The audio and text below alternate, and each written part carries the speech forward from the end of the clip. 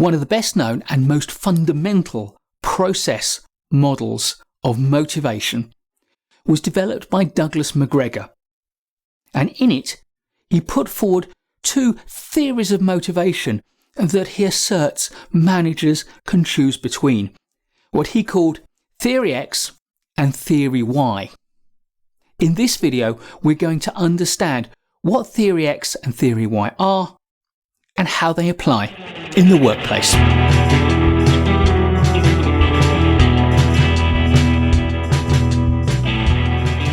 When I was a middle manager, I worked for a number of senior managers and leaders, and two of them exemplify the characteristics of Theory X managers and Theory Y managers.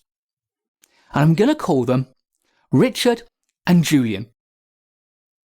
Richard was without a doubt a Theory X manager. The way he chose to manage people like me and my colleagues was very much according to what Douglas McGregor would have described as Theory X management. A Theory X manager assumes that people only work because they have to. We don't want to work, we'd rather be doing other things, and therefore we could be a little work shy. The only reason we come to work is to earn money, and therefore we'll do as little as we can in order to retain our jobs and earn the money we need. Consequently, if you want to motivate us, you have to give us a good reason to do things. And therefore, Richard's approach was very much what you might describe as the carrot and the stick. He would impel us to do things either by offering us promises, sometimes extravagant promises of reward, or, if that didn't seem to be working, threats of punishment and sanction. Richard was not a pleasant person to work for, I have to say, and his style of management felt very old-fashioned. On the other hand, Julian exemplified what is very much the Theory Y approach to management. Douglas McGregor suggested that Theory Y managers made a completely different set of assumptions about how people could be motivated. And these were very much the assumptions that Julian seemed to make. He seemed to assume that whilst we might have preferred not to come to work, since we did have to come to work, we wanted to do our very best. In fact, for many of us, coming to work was a pleasure. We enjoyed the work we did and we wanted to do well. We wanted to bring our creativity, our enthusiasm and our passion to the jobs we did. And therefore, the best way to motivate us was to give us the best possible opportunity to do just that, to be creative, to take the initiative. He would give responsibility and give trust. As a Theory Y style of manager, Julian, I have to say, was a pleasure to work for.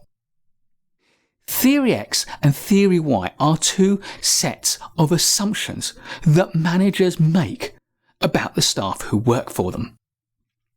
And whilst no individual staff member is going to conform entirely to Theory X or entirely to Theory Y at all times, what he suggested was that within a prevailing culture, one theory of management and motivation was likely to be more effective than the other.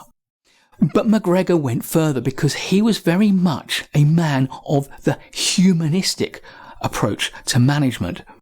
He suggested that Theory X was old-fashioned, out of date, a thing of the 19th and early 20th century, an artifact of pre-industrial management and early industrial management that had its last knockings with the scientific management approach. For the mid and late 20th century, McGregor saw that Theory Y was going to be the way to go. And we certainly find that in today's modern world of knowledge workers bringing their intelligence, bringing their enthusiasm to work, Theory Y is likely to be your best bet. Now, it's certainly true that there are other styles of management that are available. In fact, towards the end of his life, McGregor was working on a Theory Z approach, which William Ucci picked up later and described very much in terms of what he was observing of then Japanese management styles, which were paternalistic in some ways.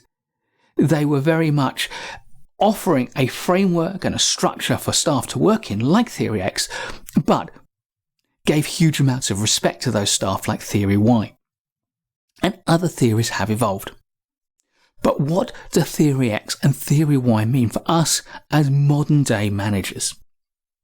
I think they remind us that there are two extremes of a spectrum of management styles and of motivational styles that we can apply. And whilst no one model is going to work for every individual, you will be successful if you choose a style that is appropriate to each individual and to the culture within which you work, and you vary that style along the spectrum according to circumstances. So, Theory X and Theory Y.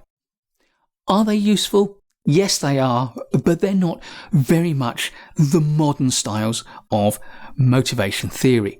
In fact, more modern approaches like self-determination theory of Ryan and Deci take elements of Theory X and Theory Y. They take elements of many of the older models, and you can see the echoes within them. However, as someone who is learning about management and trying to build up management knowledge, I would say that Theory X and Theory Y and the ideas of Douglas McGregor are very much foundational. We'll be moving on in other videos to look at other models of motivation. But for now, recognise the extent to which Theory X and Theory Y may be appropriate in your organisation and apply elements of them accordingly.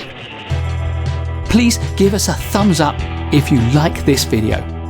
There's lots more great management courses content to come, so please subscribe to the channel and hit the bell to make sure that you don't miss any of it. I'll see you in the next video, and in the meantime, keep learning.